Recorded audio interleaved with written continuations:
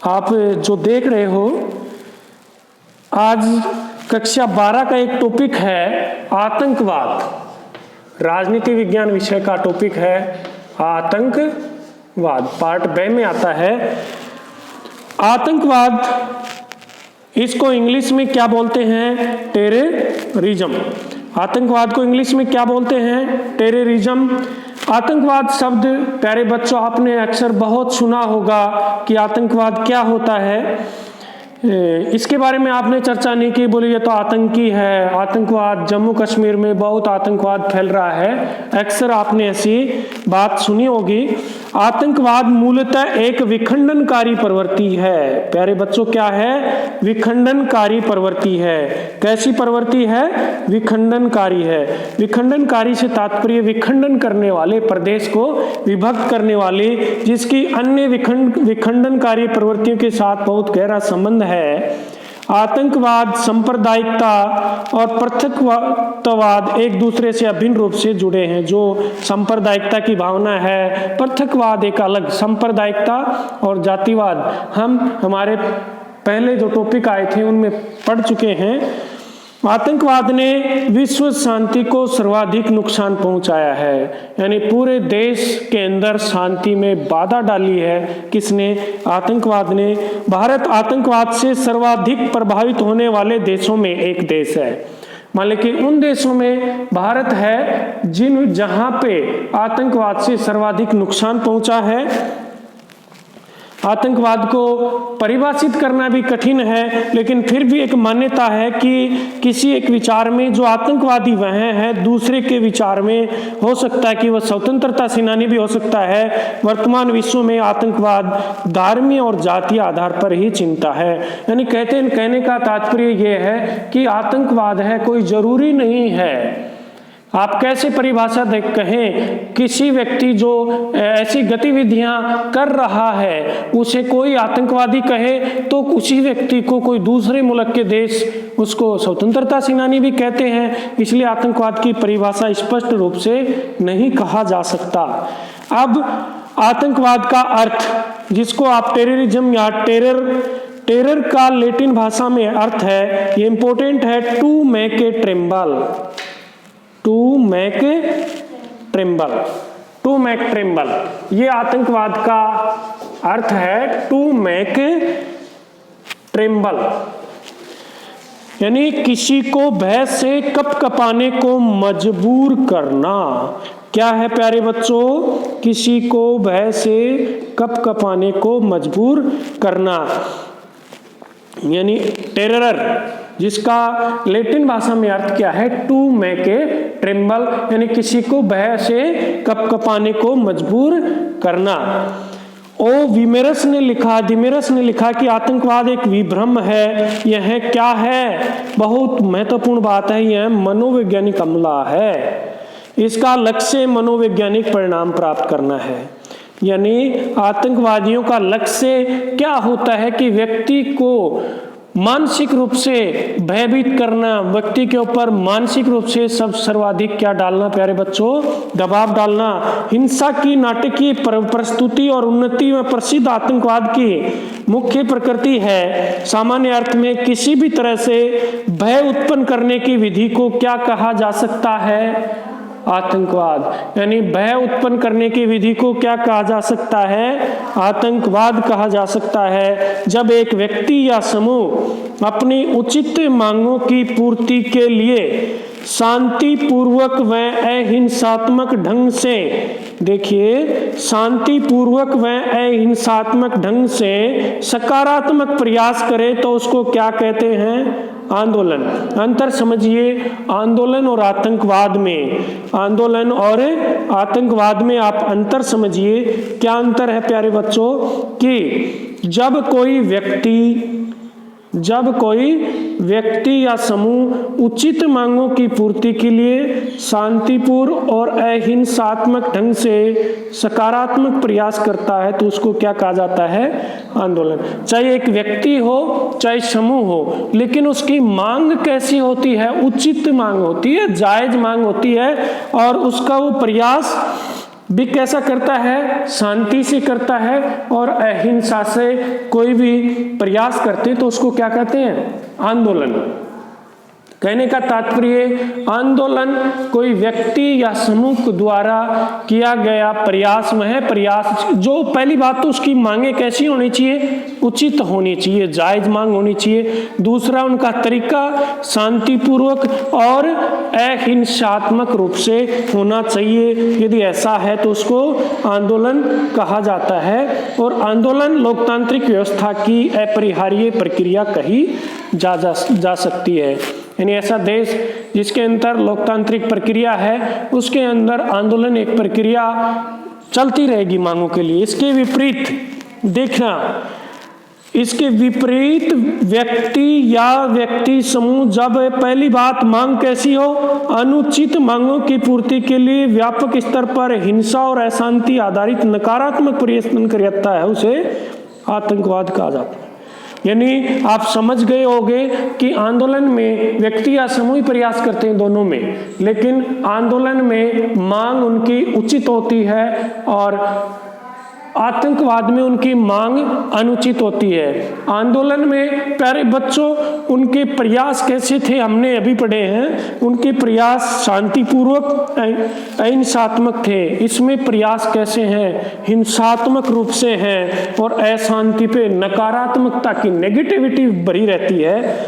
आतंकवाद को आमतौर पर धार्मिक, जातीय, क्षेत्रीय, नस्ली आधार पर समर्थन मिलता है, किंतु यह अलोकतांत्रिक होने के कारण व्यापक स्तर पर लोकतांत्रिक व्यवस्थाओं में समर्थन प्राप्त करने में असफल रहता है। आतंक के प्रयोग से तात्पर्य है क्या? तात्पर्य है भय पैदा करना। क्या तात्पर्य है? भय पैदा करना। सभी निरंकुश समाजों की स्थापना भय पर आधारित थी। आधुनिक युग में अधिनायकवादी शासन का मूल आधार क्या है? भय ही है। शांति काल में युद्ध जैसी हिंसा के घोषित रूप में आतंक की तलवार सदैव उन लोगों पर मंडराती रहती है जो विद्रोह करने की सोचते हैं। यानी ऐसे लोग जो भय पैदा करने, मुख्य बात यह है कि जो सत्ता के अंदर जो लोग शामिल नहीं होते हैं वो ऐसी गतिविधियां करते हैं। आतंकवाद का मुख्य लक्ष्य वर्तमान या विधि संगत शासन को अपदस्थ करके सत्ता हथियाना है। कई बार आपसे पूछा जाएगा कि आतंकवादियों का मुख्य लक्ष्य क्या है, तो आप कहोगे कि आतंकवादियों का मुख्य लक्ष्य वर्तमान और विधि संगत शासन को अपदस्थ यानी हटाकर सत्ता प्राप्त करना। यानी आतंकवादियों का मुख्य लक्ष्य क्या है बेटा? जो वर्तमान सरकार है, जो विधि संगत सरकार है, उसको अपदस्थ यानी उसको हटाकर और वो सत्ता स्वयं हासिल करना चाहते हैं। जो नियमानुसार सरकार बनी हुई है उसको हटा के वो सत्ता हासिल करना चाहते हैं। आतंकवाद विश्व की सबसे खतरनाक हिंसक मनोवैज्ञानिक युद्ध प्रणाली है। आतंकवाद एक तरह की संक्रामक बीमारी है, फैलने वाली। इस भावना, धर्म में, कोई जाति में, क्षेत्र में कैसी भावनाएं सांप्रदायिकता से जोड़ के इसको बढ़ा दिया जाता है। आतंकवाद की वास्तविक भौतिक प्रभाव से कहीं अधिक इसका मनोवैज्ञानिक प्रभाव है। शीत युद्ध की समाप्ति, जो आपको पता हो कि अमेरिका और रूस के मध्य शीत युद्ध चला था कई वर्षों तक। वास्तव में शीत युद्ध कोई युद्ध नहीं था, लेकिन ऐसे गुटबाजी थी। शीत युद्ध की समाप्ति के पश्चात विश्व के लिए आतंकवाद सबसे बड़ा खतरा बन गया है। आतंकवाद उन नवीन संस्कारों में शामिल है जिससे आणविक, जैविक व रासायनिक हथियारों के प्रयोग व सामूहिक विनाश की आशंका बनी हुई है। व्यवहार में आतंकवाद कई बार गरीब का शक्तिशाली के विरुद्ध हथियार बन जाता है, तो सभी धर्म की सत्ता और धर्म की रक्षा का हथियार। अब हमारा टॉपिक है आतंकवाद का वैश्विक परिदृश्य, वर्ल्ड पर्सपेक्टिव ऑफ टेररिज्म। पूरे विश्व में आतंकवाद की, जैसे कि 11 सितंबर की घटना आपको पता हो, याद हो कि तालिबानियों ने अफगानिस्तान में शक्कर, अमेरिका में WTO के ऊपर हमला किया था 11 सितंबर के ऊपर। ऐसे ही 13 दिसंबर में भी हमारे ऊपर भी हुआ था। 11 सितंबर की घटना में अचानक आतंकवाद को पुनः महत्वपूर्ण बना दिया। वस्तुतः तालिबानी ग्रुप था, अमेरिका के अंदर ही संचालित था, लेकिन प्यारे बच्चों शुरुआत में अमेरिका ने ही उसका साथ दिया था तालिबान का, और वापस 11 सितंबर को अमेरिका के ऊपर ही हमला हो गया था। पिछली शताब्दी में अंतिम 2 दशकों में अफगानिस्तान में सक्रिय था, किंतु अमेरिका ने उन्हें महामंडित किया और योद्धा और जनमुक्ति दाता कहा था। उल्लेखनीय है कि यही रवैया पाकिस्तान का कश्मीर में आतंकवादियों के प्रति रहा। जो हिंदुस्तान के अंदर प्यारे बच्चों जो आतंकवाद है उनका भी पाकिस्तान हमेशा साथ देता आया है, लेकिन उसका भी परिणाम हुआ। सुनिए, वह उन्हें स्वतंत्रता सेनानियों की संज्ञा देकर अपने राजनीतिक मंसूबों को साधना चाहता था। धार्मिक आधार पर सहानुभूति प्रदर्शित कर वह राजनीतिक रोटियां सेक रहा है। आतंकवाद प्रतिक्रियावादी व आत्मघाती दोनों प्रभाव रखता है। आज पाकिस्तान जो आतंकवाद का मुख्य पोषक देश है, जो बढ़ाने वाला देश है, वह भी स्वयं आतंकवाद से जूझ रहा है। एक देश ने अपने विरोधी देश के खिलाफ रणनीति के बतौर आतंकवाद का खूब सहारा लिया है। अमेरिका ने तालिबान रूपी दैत्य को पूर्व सोवियत संघ के विरोध में उत्पन्न किया था। यानी जो भी तालिबान गुट है, इसका अमेरिका पहले समर्थन करता था, जो अफगानिस्तान में था। रूस के सोवियत संघ था उस समय, रूस का कई देशों का ग्रुप सोवियत संघ के खिलाफ प्रयोग करता था।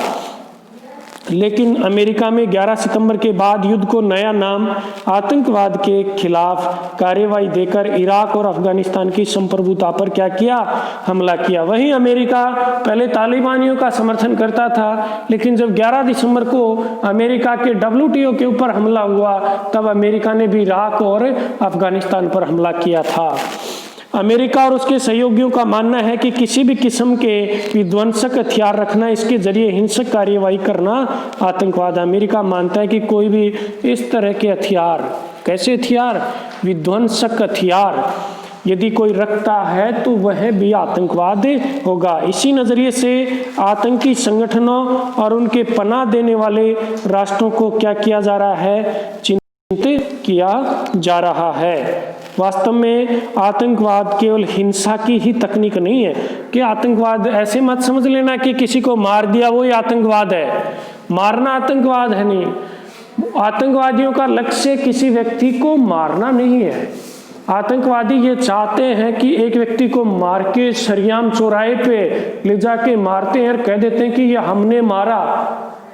यानी उस व्यक्ति से उसकी दुश्मनी नहीं थी, लेकिन वो लोगों में भय पैदा करना चाहते हैं, और ये ही आतंकवाद है। अखबारों में निकलवाते हैं अपना नाम कि इस संगठन ने ये हमला कराया, 25 व्यक्ति मारे गए। कहने का तात्पर्य वो लोकप्रियता लेते रहते हैं। यह सिर्फ जान से मार देने की या आतंकित कर देने की कला नहीं है, अपितु क्या है? विचारधारा है। इसका शीत युद्धकालीन अमेरिका विदेश नीति से गहरा संबंध है। शीत युद्ध वस्तुतः रक्त बीज है। इसे जितना मारोगे उतना ही विकराल रूप धारण कर जाएगा। ऊपरी तौर पर शीत युद्ध समाप्त हो गया, परंतु विचारधारा के तौर पर आज भी जिंदा है। मौजूदा ISIS तालिबान आतंकवादी का विश्वव्यापी स्वरूप उसका हिस्सा है। एक स्वरूप का अपना तंत्र और अपनी विचारधारा है। इसकी प्राणवायु बहुराष्ट्रीय कंपनियां हैं। आतंकवाद अब कोई स्थानीय ढांचागत नहीं रहा, यानी एक स्पेशल क्षेत्र में आतंकवाद नहीं है। यह आतंकवाद बहुत जगह फैल चुका।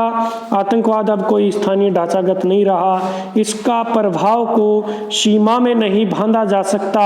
इसका मौजूदा वैविध्यपूर्ण इसी रूप में विश्वव्यापी ढांचा संरचना बनाता है। आतंकवाद अत्याधुनिक हथियारों और विदेशी धन के सहारे फल फूल रहा है। Taliban, al-Qaeda, LTTE, Khalistan commando force, ऑर्डन, रॉबर्टो द अबिस्टॉन, फलंगा आदि दर्जनों आतंकी संगठनों ने बहुराष्ट्रीय कंपनियों से संबंध रहे हैं। यानी ऐसी कंपनियां जो बहुत देशों के बीच चलती हैं, उनसे भी आतंकवादी संगठन संबंध रखते हैं। ये कंपनियां 2 प्रकार की हैं, यानी आतंकी हैं वो कंपनियों से संबंध रखते हैं। कंपनियां क्या करती हैं, नशीले पदार्थों की तस्करी करती हैं आतंकवादियों के माध्यम से। दूसरे, हथियारों के निर्माण करने, यानी जो नशीले पदार्थों का व्यापार करते हैं और हथियारों का निर्माण करते हैं वो आतंकवादियों से साठगांठ रखते हैं। आतंकवाद की यह रणनीति आम रही है कि हिंसा के माध्यम से सुनियोजित ढंग से आम जनता में दहशत पैदा की जाए, यानी आम आदमी वो डर जाए, यही आतंकवादियों का लक्ष्य है। आम जनता सत्ता की प्रक्रियाओं में लाभ उठाया जाए और अपनी मांगों को उभारा जाए। बी क्रोजियर में ए थ्योरी ऑफ कॉन्फ्लिक्ट में रेखांकित किया कि आतंक और हिंसा कमजोरों का अस्त्र है। ये लोग संख्या में कम होते हैं और सत्ताहीन होते हैं। ऐसे लोग हैं कि परंपरागत ढंग से सत्ता प्राप्त करने में असमर्थ है, यानी आतंकवाद के अंदर वे लोग शामिल होते हैं जो नियमानुसार सत्ता प्राप्त करने में असमर्थ होते हैं। अब धर्मांधता और आतंकवाद, यानी आतंकवाद का धर्म से संबंध है या नहीं, इसके ऊपर भी हम चर्चा करें कि आतंकवाद को धर्म से संबंध मानने की प्रवृत्ति काफी दिनों के विवाद से विसर रही है कि एक धर्म विशेष के लोग करते हैं, लेकिन ऐसी बात नहीं है। यह गंभीर प्रश्न है कि आतंकवाद को किसी धर्म विशेष से जोड़ा जाए या नहीं। यह मानना कि धर्म अनुयायी आतंकवाद को प्रश्रय देते हैं, यह बिल्कुल असत्य व निराधार है। कहने का तात्पर्य ऐसी बात नहीं है कि एक धर्म विशेष के लोग ही आतंकवाद को बढ़ाते हैं। पश्चिमी देशों के आतंकवाद के विश्लेषकों ने माना कि कुछ देशों में धर्म विशेष का हिंसक उत्परिवर्तन काफी गंभीर विषय है, जो विगत 25-30 वर्षों में एक शक्तिशाली प्रवृत्ति व घटना के रूप में उभरा है। आतंकवादियों में किसी एक गुट विशेष के प्रति समर्पण का भाव नहीं होकर समुदाय विशेष के प्रति समर्पण भाव रखना एक नकारात्मक प्रवृत्ति है, जो एक स्वस्थ लोकतांत्रिक समाज के लिए हितकारी नहीं होता। आत्म बलिदान और असीमित बर्बरता, ब्लैकमेल, जबरन, धन वसूली और निर्मम नरसंग हत्याएं करना ऐसे आतंकवाद की विशेषताएं बन गई है। जम्मू कश्मीर में आतंकवाद पूर्णतः किस श्रेणी में आता है? पृथकवादी श्रेणी में आता है। किस श्रेणी में आता है? पृथकवादी, यानी अलग होने की श्रेणी में। पाकिस्तान में वर्ष 2014 में स्कूल में घुसकर, देखो यदि कोई कह दे कि मुस्लिम लोग ही आतंकवाद फैलाते हैं तो मुस्लिम लोग ही होते तो मुसलमान, ये 132 लोग 2014 में स्कूल में घुसकर पाकिस्तान में अंधाधुंध गोलीबारी करके 132 बच्चों की हत्या आतंकवाद का वास्तविक भयानक चेहरा प्रस्तुत करता है। खून से भीगे बस्ते, पानी की बोतलें, जूते, खाने के टिफिन बताते हैं कि आतंकवाद मूलतः मानवतावाद के विरुद्ध है। अब हम पढ़ रहे हैं भारत में आतंकवाद। भारत में कोई अभी से आतंकवाद नहीं, भारत में बहुत समय से आतंकवाद की बातें चल रही हैं। आतंकवाद कोई नई प्रवृत्ति नहीं है। भारत में पिछली सदी के 2 दशकों के पहले पंजाब में आतंकवाद था, जम्मू कश्मीर में आतंकवाद है। वर्तमान में भारत में बहुत से राज्य हैं जिनमें नक्सलवाद, और उत्तर पूर्व में विभिन्न राज्य जिनमें क्या कहा जाता है? उग्रवाद। क्या कहा जाता है? उग्रवाद। आतंकवाद की परिभाषाएं सारी, जो नक्सलवाद, आतंकवाद, उग्रवाद, एक ही बात है इनमें। भारत में जम्मू और कश्मीर राज्य में कोई स्थानीय आतंकी संगठनों के अतिरिक्त अन्य विदेशी आतंकी संगठन भी सक्रिय हैं। भारत में वर्ष 2016 तक 38 आतंकवादी संगठनों को अनाधिकार गतिविधि अधिनियम के तहत प्रतिबंधित किया जा चुका है। भारत में आतंकवाद का स्वरूप कैसा है? हमारे भारत के अंदर आतंकवाद, भारत में सक्रिय आतंकवादी संगठन की प्रकृति जैसी नहीं है। यद्यपि सभी आतंकवादी संगठन हिंसा व भय पैदा करने के विभिन्न तरीकों को अपने लक्ष्य की प्राप्ति के लिए प्रयोग जरूर करते हैं। भारत में उत्तर पूर्वी राज्यों, विशेषतः सीमावर्ती राज्यों जम्मू कश्मीर, असम, पंजाब, आंध्र प्रदेश, छत्तीसगढ़, झारखंड, उड़ीसा, बिहार, बंगाल व महाराष्ट्र आदि में आतंकवादी संगठन गुट कार्यरत हैं। कश्मीर में आतंकवादी गुटों को धार्मिक कारणों के आधार पर अधिक जन आधार, जो कश्मीर में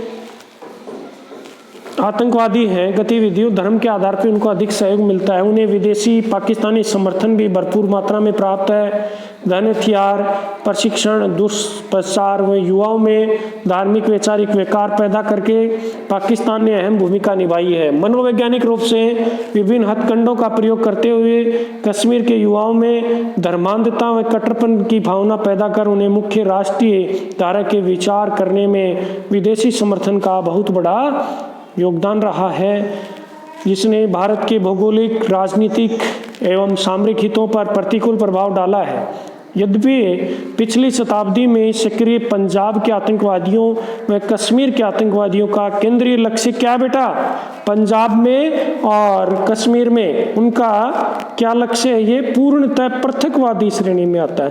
यानी पंजाब में जो आतंकवाद था और कश्मीर में ये आतंकवादी एक सत्ता से मतलब नहीं, ये अपना अलग ही हिस्से की मांग करते हैं। सभी आतंकी संगठनों की एक जैसी राजनीतिक सोच भी संभव नहीं है कि जितने भी राजनीतिक संगठन है, ऐसा आवश्यक नहीं कि सबकी एक जैसी सोच हो।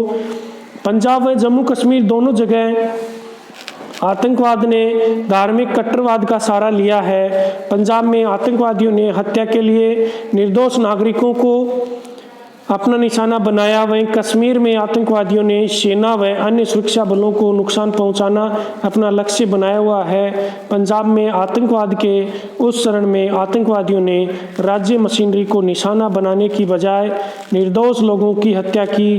राज्य बल पुलिस बल उनका दूसरा लक्ष्य था। पहले आदमियों को मारो, फिर पुलिस के जो भी लोग हैं उनको मारते हैं। वो असम है, मणिपुर है, त्रिपुरा है, नागालैंड, ये हैं जो आतंकवादी गुटों का मुख्य निशाना समुदाय विशेष के लोग। कभी कभी राज्य मशीनरी पर भी वो काम में अपना हमला बोलते हैं, आमतौर पर वो समुदाय के ऊपर ही हमला करते हैं। अतः इन राज्यों में आतंकवाद में समूह या जनजातीय ग्रुपों के बीच में हिंसक मुठभेड़ें या हमले होते रहते हैं।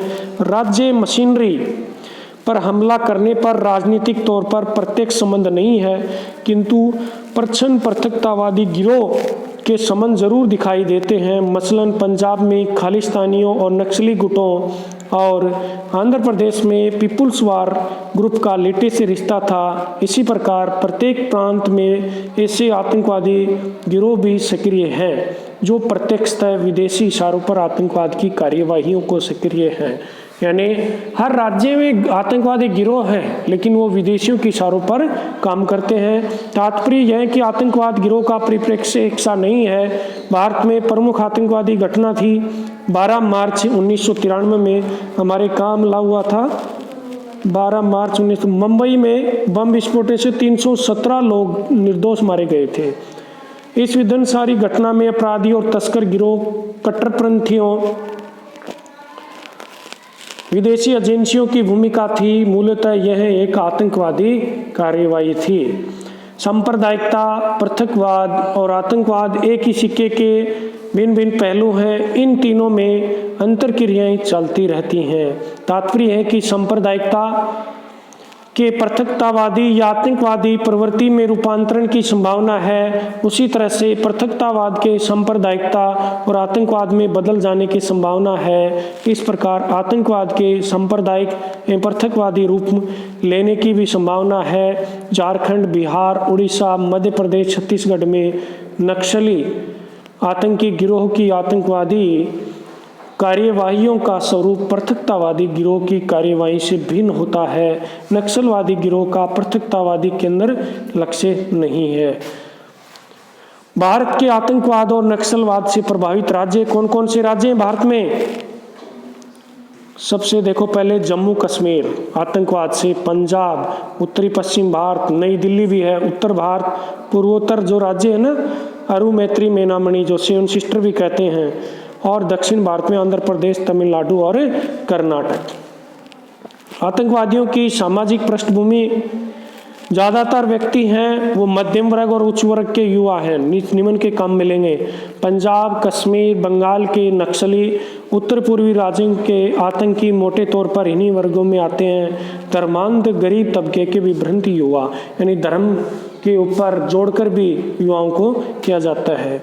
आतंकवादी कार्यवाहियों के लक्ष्य, क्या लक्ष्य है मुख्य आतंकवादियों के कार्यवाही के लक्ष्य? सुचिंतित ढंग से कुछ प्रमुख केंद्रों या संस्थानों पर हमला करना। सब पे नहीं, सुनिश्चित करते हैं, पहले से डिसाइड करते हैं कि हमें कहाँ हमला करना है। आतंक और हिंसा की कार्यवाहियों की बढ़ चढ़कर जिम्मेवारी लेना, यानी फटाक दे सिंह कह दे कोई तो अपराध कर दे, मैं भाई मैं कौन करी गलती कि मैंने ये गलती नहीं की, लेकिन आतंकवादी बड़ा खुश है क्योंकि हाँ हम ही करे हम लो, हम करवाए हो, हम मरवाए जना, ठीक है।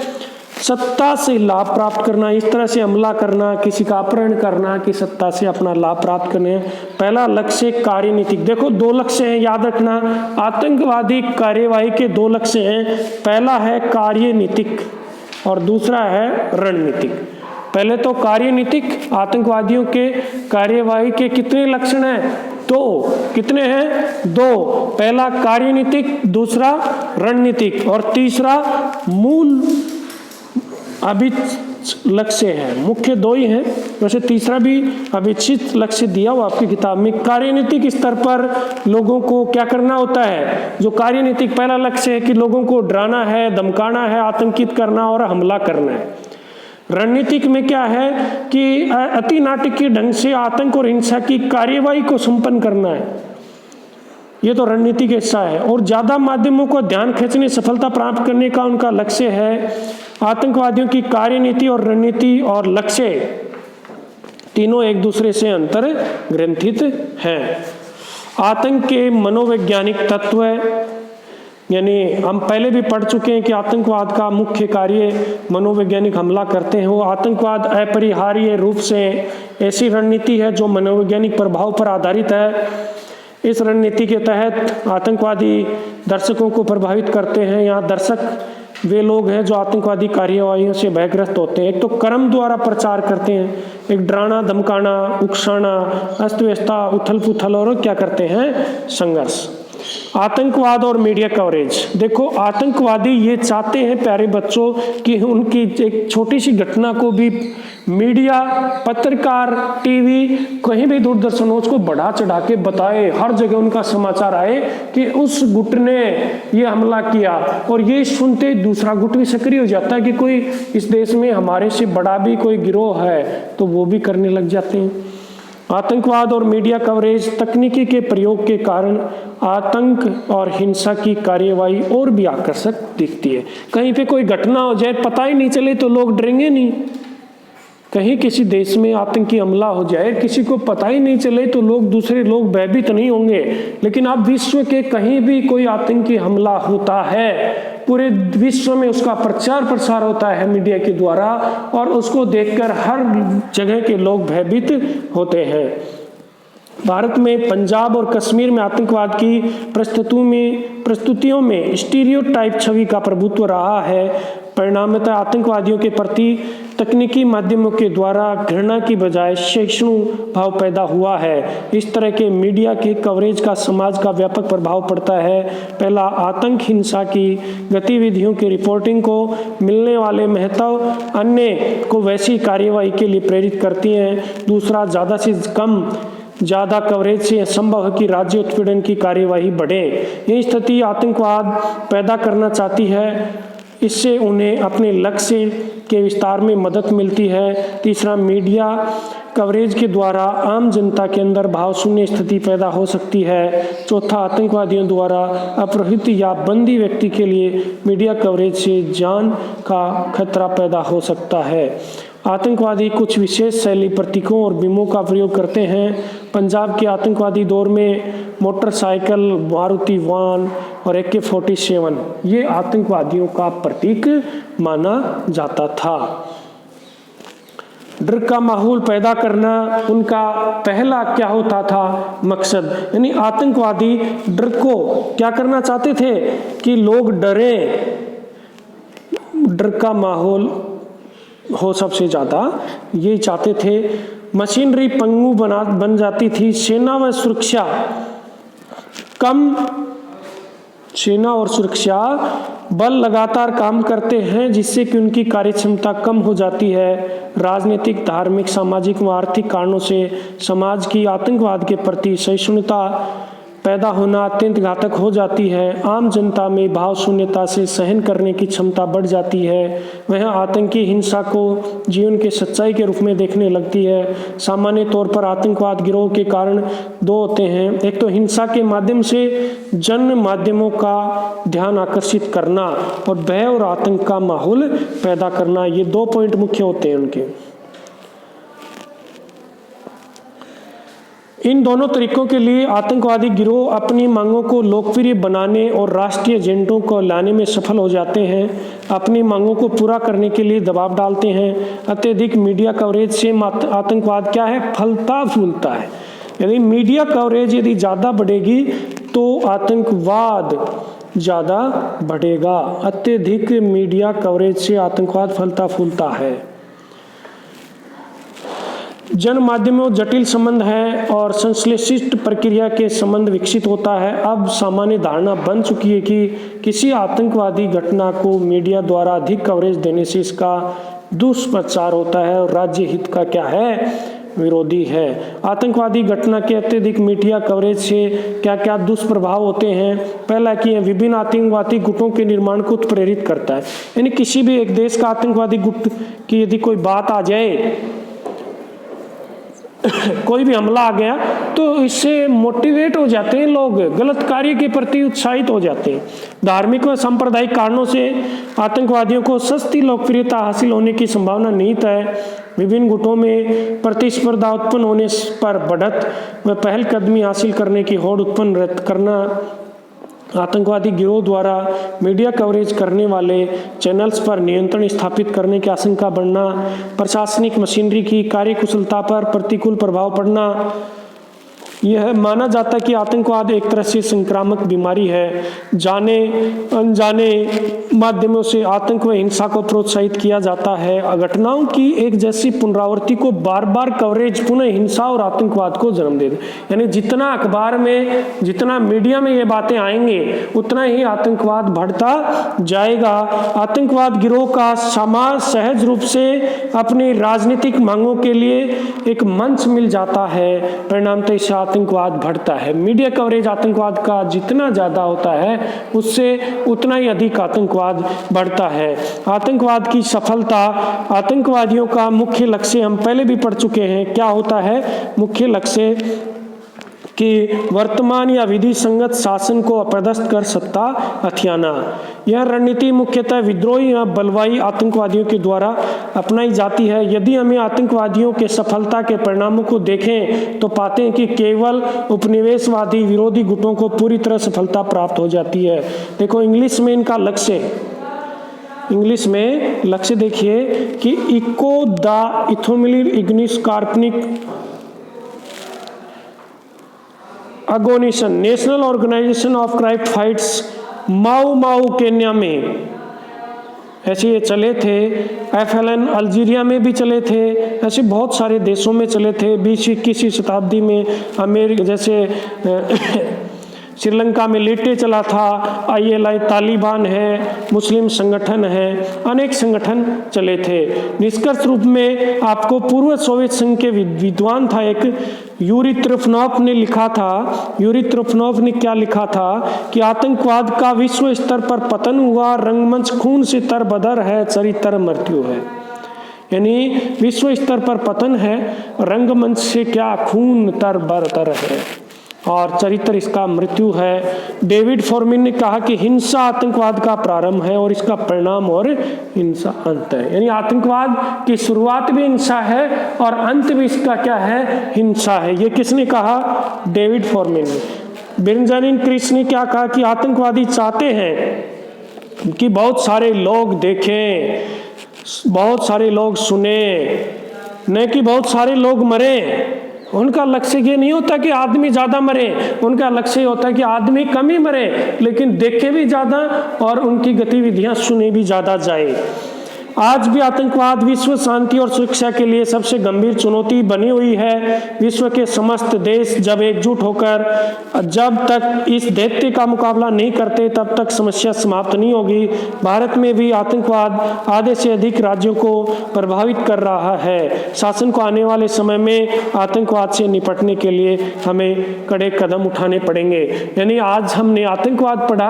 आतंकवादियों का लक्ष्य क्या है कि जो भी विधि संगत या वर्तमान सरकार है उसको हटा के सत्ता हासिल करना।